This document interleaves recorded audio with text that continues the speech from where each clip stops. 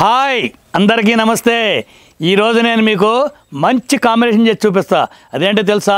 Sambar rice కోడి వేపుడు. ఇది అందరికీ తెలిసిందే, చాలా టేస్టీగా ఉంటుంది. 2 ఐటమ్స్ బాబాయ్, చాలా పని ఎక్కువ అని అనుకోవద్దు. సింపుల్గా మీకు ఎలా చేయాలో చేసి చూపిస్తాను. ఇంత ఈజీగా చేసుకోవచ్చా బాబాయ్ అని మీరే అంటారు. ఇంకా ఆలస్యం ఎందుకు? సాంబార్ ముక్కలు కోసుకొని, చికెన్ ముక్కలు కడుక్కొని, అన్నీ ఫటాఫటా రెడీ చేసుకొని వంట మొదలు పెట్టేద్దాం. ఓకే, మంచి రుచిగల సాంబార్ రైస్ కోడి వేపుడు ఎలా ఉంటుందో ఈరోజు నేను మీకు చేసి చూపిస్తాను సింపుల్గా. ఓకే, ఇంకా పదండి చేసేద్దాం. ముందు మనం సాంబార్ రైస్ చేసుకుందామండి. కోడి వేపుడు తర్వాత చేసుకుందాం. ఓకే, సాంబార్ రైస్కి కావాల్సిన పదార్థాలన్నీ ఇక్కడ ఉన్నాయి, చూపిస్తాను. ఓకే, ముందుగా మనం పెద్ద నిమ్మకాయ సైజ్ అంత చింతపండు నీళ్ళల్లో వేసి నానబెట్టుకుందాం. నేను మన సాంబార్ రైస్కి 2 గ్లాసులు బియ్యాన్ని, 1 గ్లాసు కందిపప్పుని తీసుకున్నానండి. ఈ రెండింటిని శుభ్రంగా కడుక్కొని ఒక అరగంట సేపు నానబెట్టుకోవాలి.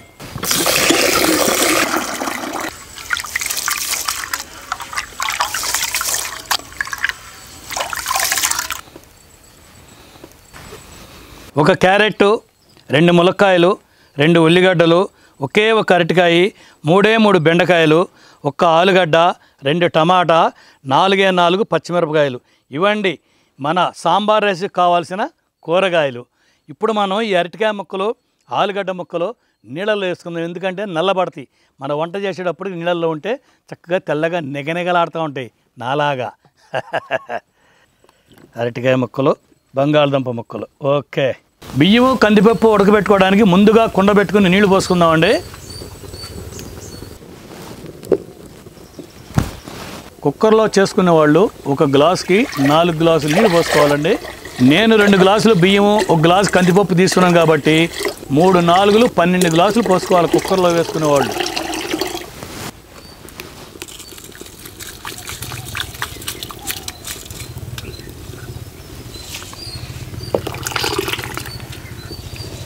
కందిపప్పు బియ్యం వేసేసుకుని 1/2 చెంచా పసుపు, 1/2 చెంచా ఉప్పు వేసుకొని ఒకసారి అలా బాగా కలుపుకొని మూత పెట్టేసుకుందాం. ఇది 80% వరకు ఉడికితే సరిపోతుందండి. కొంచెం పలుకుగానే ఉండాలి.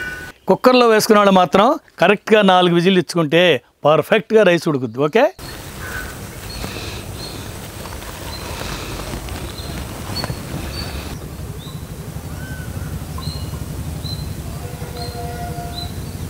ఇదిగో చూసారా, ఇలా ఉండాలన్నమాట. ఇలా ఉంటే పర్ఫెక్ట్గా ఉన్నట్టు. ఇప్పుడు దీన్ని తీసి పక్కన పెట్టేసుకుందాం. ఇప్పుడు ఇంకో కుండ పెట్టుకుని 4 చెంచాలు నూనె వేసుకుందాం. నూనె వేడెక్కగానే కచ్చా పచ్చాగా దంపుకొని 4 వెల్లుల్లిపాయ రెబ్బలు, 1/2 చెంచా ఆవాలు, 1/2 చెంచా జీలకర్ర, 1 చెంచా ఇంగు వేసుకుని కరివేపాకు కూడా వేసేసుకుందాం. ఇది ఒక్కసారి ఇలా కలుపుకొని ఉల్లిపాయలు వేసేసుకుందాం. ఉల్లిపాయలు ఈ సైజు ముక్కలు ఉంటేనే బాగుంటాయండి. తినేటప్పుడు పంట కింద పడి మజ్జాగా ఉంటుంది. ఈ ఉల్లిపాయలు కొంచెం కలర్ మారే వరకు వేయించుకోవాలండి. చూసారా, ఉల్లిపాయలు ఈ విధంగా కలర్ మారాక మునక్కాయలు, అరటికాయ, బంగాళదుంప, క్యారెట్ ముక్కలు వేసేసుకుందాం. ఈ 4 కూరగాయ ముక్కలు ముందుగా వేసుకుంటే ఒక 5-6 నిమిషాలు మగ్గుతాయండి. మిగతా ముక్కలు తర్వాత వేసుకుందాం అండి. అరటికాయ అనేది మీ ఇష్టం అండి. నాకు అందుబాటులో ఉంది కాబట్టి ఒకటి వేసాను. మీరు ఉంటే వేసుకోండి, లేకుంటే లేదండి. ఇదంతా ఒకసారి ఇలా కలుపుకొని మూత పెట్టేసుకొని ఒక 5 నిమిషాలు మగ్గించుకుందాం.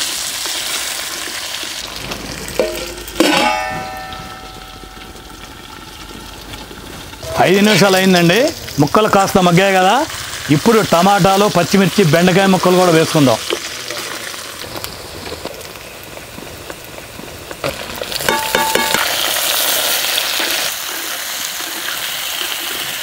అర చెంచా పసుపు, 1/2 చెంచా ఉప్పు, 2 చెంచాల కారం. ఇదిగోండి ఈ సైజు బెల్లం ముక్క. అలాగే 2 చెంచాలు సాంబార్ పొడి, పిప్పి తీసి పెట్టుకున్న చింతపండు పులుసు కూడా పోసేసుకుందాం. ఇదంతా ఒకసారి కలుపుకొని ఒక్క ఉడకబట్టే వరకు బాగా ఉడికించుకుందాం.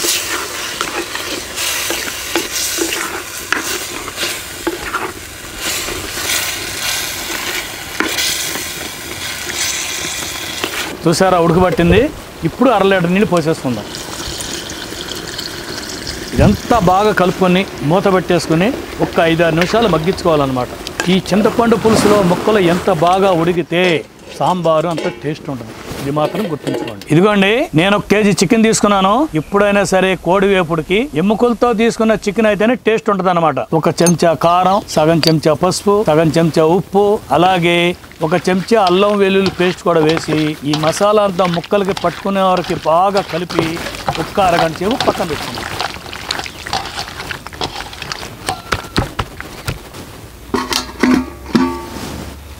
చూసారండి, బాగా ఉడుకుతుంది. మునక్కాయ ముక్క కూడా బాగా ఉడికింది.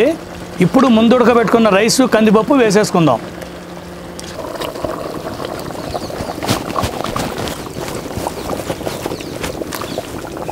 ఇదంతా ఒక్కసారి బాగా కలుపుకుందామండి. కొంచెం గట్టిగా ఉంది కదండి, ఇప్పుడు 1 గ్లాసు వేడి నీళ్ళు పోసుకుందాం. ఇదంతా ఒక్కసారి ఇలా కలుపుకొని ఉప్పు ఏమైనా పడితే ఇప్పుడే సరి చూసుకోవాలన్నమాట. అలాగే 1 2 చెంచాలు నెయ్యి, కొత్తిమీర కూడా వేసుకొని బాగా కలిపి దింపేసుకుందాం.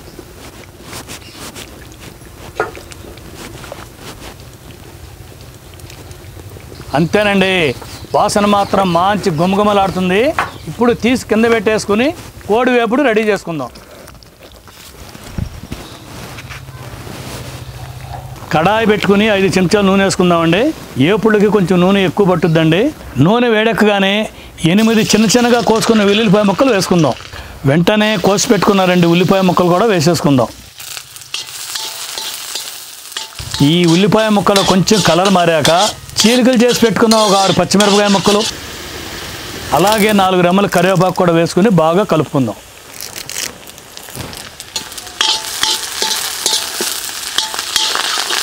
చూసారండి, ఉల్లిపాయలు ఈ విధంగా వేగాక మనం మ్యారినేట్ చేసి పెట్టుకున్న చికెన్ ముక్కలు వేసేసుకుందాం. ఇదంతా ఒకసారి బాగా కలుపుకోవాలండి.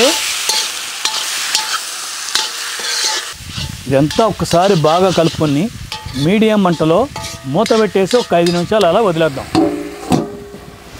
5 నిమిషాలు అయిందండి, మూత తీసి చూద్దాం. 1 చెంచా ఉప్పు, అలాగే 2 చెంచాలు అల్లం వెల్లుల్లి పేస్ట్ వేసుకుని ఇదంతా బాగా ఒకసారి కలుపుకొని మూత పెట్టుకుని మీడియం మంటలో 10 నిమిషాలు అలా వదిలేద్దాం.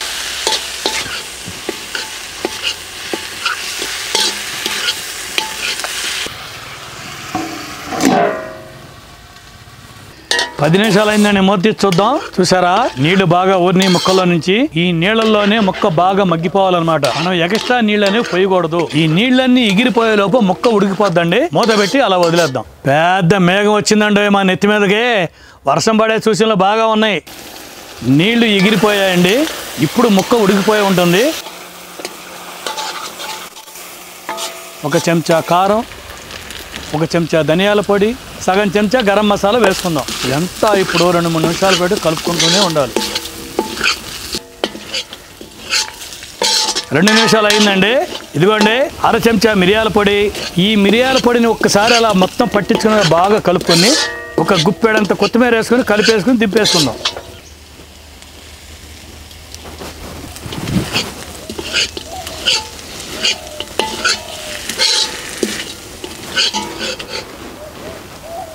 అంతేనండి, వేడి వేడి సాంబార్ రైసు అద్దిరిపోయే కోడి వేపుడుతో కుమ్మేద్దాం.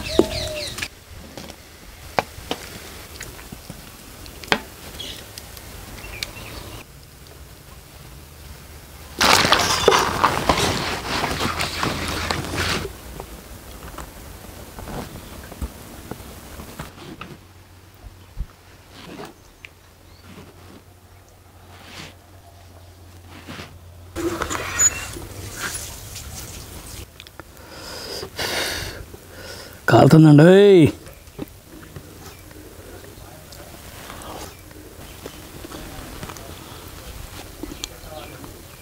అబ్బా, కమ్మగా ఉందండి. సూపర్ కుదిరిందండి. చాలా బాగా టేస్ట్ ఉంది. Super taste.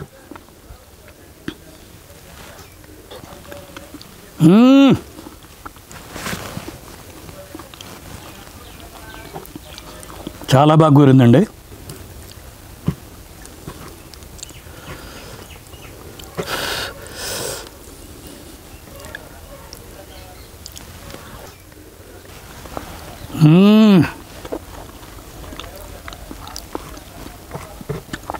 సాంబార్లో ఉడికిన ఏ ముక్క అయినా సరే ఒక ముద్దలో పెట్టుకుని తింటే అసలు ఆ టేస్టే వేరండి.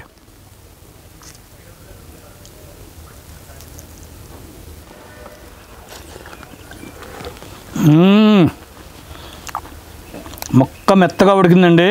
మసాలా మొత్తం ముక్కకి పట్టి టేస్ట్ మాత్రం అల్టిమేట్, చాలా బాగుంది.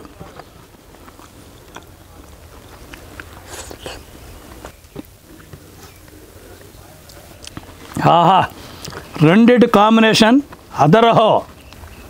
చికెన్ ఉన్నా సరే మధ్య మధ్యలో సాంబార్ ముక్కలు కూడా తినాలండి, అప్పుడే సాంబార్ రైస్ టేస్ట్ తెలిసేది. ఓకే,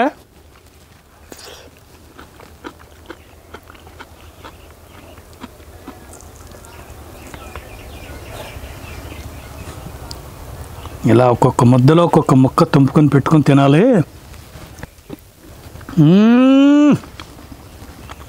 అబ్బా,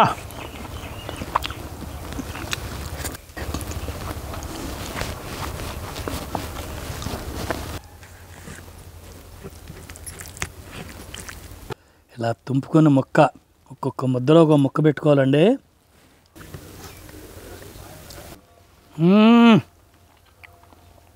అబ్బా, ఈ రెండు కలుపుకొని తింటే టేస్ట్ అల్టిమేట్.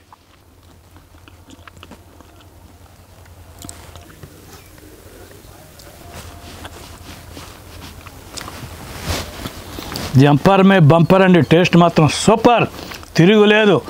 మీరు కనుక నేను చేసినట్టుగా ఈ రెండు కనుక చేసుకొని తింటే బాబాయ్ సూపర్గా ఉంది బాబాయ్ టేస్ట్ అంటారు. వారానికి ఒకసారైనా మీరు చేసుకొని తింటారు. అలాంటి ఐటెం అన్నమాట ఇది. సాంబార్ అన్నం, చికెన్, కోడి వేపుడు రెండు ఇలాగే చేసుకొని తినండి. పిల్లలు కూడా చాలా బాగా తింటారు, నిజమండి.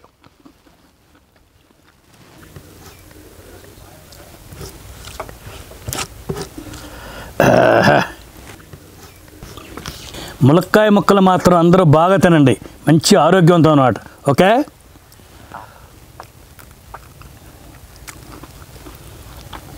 సాంబార్లో ఉడికిన ములక్కాయ ముక్క కానీ ఏ ముక్క అయినా సరే పులుపులో ఉడుకుద్ది కదండి, మంచి రుచి ఉంటుందండి.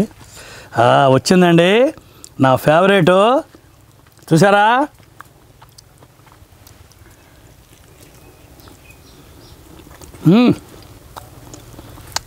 సూపర్.